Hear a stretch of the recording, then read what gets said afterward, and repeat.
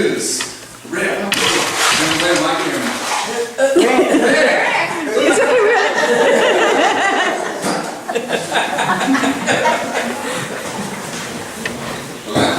That's what I'm Facebook too.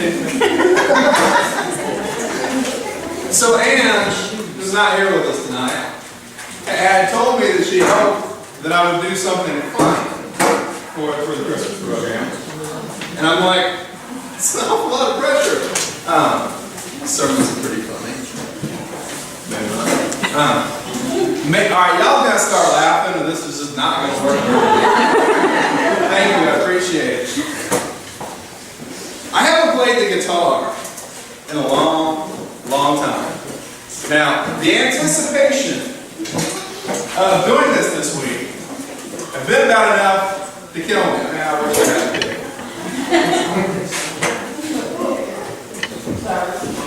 And it reminded me of when I was in high school, because I used to be just a really good guitar player. And we were doing the Battle of the Bands, which was a big thing in my hometown down the riverfront. Grew up on the Mississippi River. Thank you, child. And we were getting ready to play, and the skies were all cloudy. You know, I lived in Iowa, which means we have tornadoes and stuff. And all the storm sirens went off. And so all that anticipation, all that excitement about playing was gone. And then my uncle disappeared in the storm for 2 days. And then it wasn't because of the storm, he just wandered off a lot. So I didn't get a chance to play the guitar in front of my family, which stunk because I grew up playing football and boxing. And the anticipation before a football game is pretty intense. But the anticipation before a boxing match, it's not even close. I mean, you talk about butterflies, those butterflies are beating them from the inside out. And so y'all are wondering, well, when's he going to play? Just a minute. But standing in front of people with the guitar, that's intense. Because in the Battle of the Bands, what I forgot to tell you, is the way all the girls were just screaming. Mostly my mom. It was really embarrassing. And so when I was in the Marines, I decided, all right, I haven't played in a while. I'm going to take this opportunity to do it. I was in Memphis, of all places, to play guitar in Memphis, Tennessee. And so we were getting ready, and the klaxons started going off. And we just declared war on Iraq in the first Gulf War, and I'm beginning to think, my uncle didn't go missing that time, but maybe I shouldn't play guitar anymore. And so when I got into the ministry, everybody plays guitar. Everybody. Well, I don't like to be like everybody else. And so I took my guitar and I put it away. And so I decided I wasn't going to play anymore. Well, I was a pastor down in Breckenridge County for 3 years, loved those people, but not enough to get my guitar out for them. That means I love you all more. So I'm gonna. That sounds bad, sorry. That reminds me, speaking about anticipation. I don't know if anyone here knows it, but I'm a Christmas fanatic. Did you know that? It's sharp. Does it? Yeah. This was my Christmas present 3 years ago. When I was a kid, the anticipation was too much for me. I always had to try to figure out what it was I was getting for Christmas. And I was kind of ingenious how I went about it. Because my bedroom was on the top floor, and the ductwork ran up to the floor of my bedroom, and you could take the vent off. And I had one of those Mr. Microphone things.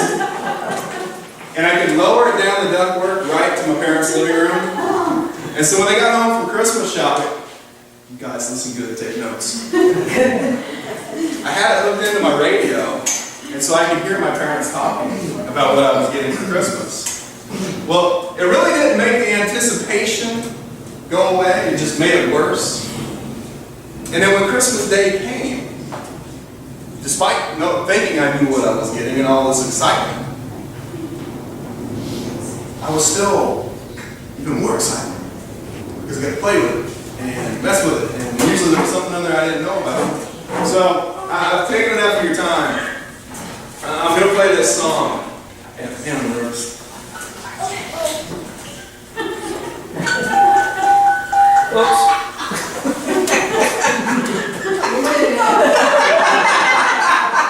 I'm working on it.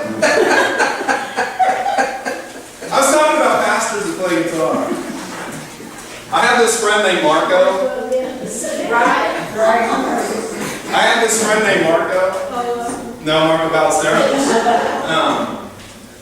Marco's a really talented musician. He's the campus pastor at U of L.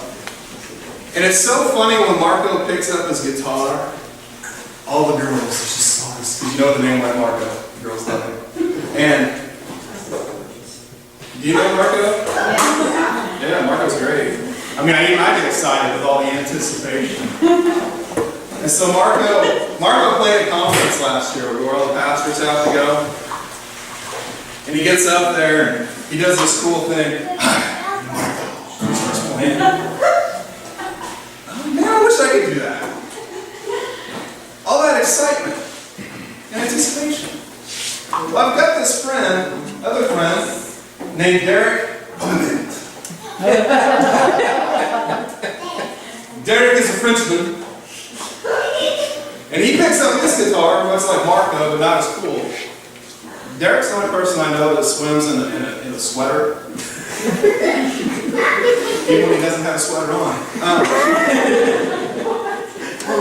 He's scary, is what I'm saying. And he gets up there and he does this weird French thing. And he starts playing his guitar. But nobody really gets that excited since Derek is scary, he's French. So, I got to thinking with all these pastors that play and the anticipation of them playing their music, man, I want to be a part of that. So I decided I'm going to break it out here tonight and play the guitar for you all. Alright. Now you know for the past 3 weeks, during Advent, we've been talking about the birth of Jesus, that it's just not about Christmas. The Advent season when we celebrate at church.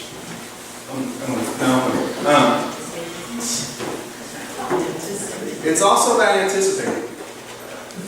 Anticipating His return, the second coming. The first coming, He came as a baby in a manger. The second time He comes, when He returns, He's coming to set up His kingdom. That's going to be the joyous thing. And Advent's the time of year when we're all supposed to be looking forward to this with anticipation and laughter and excitement and joy, because Jesus is coming back. And He'll probably have a guitar. We live in a society that's all about fast food and instant gratification. We don't know what anticipation is. Yes, we do. Oh, you're learning. You're learning.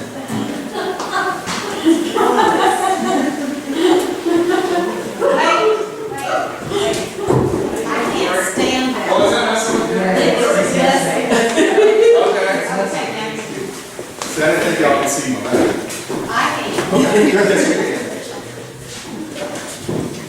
We want instant gratification. When it doesn't come, we get a little irritated. Don't laugh and smile like we are today.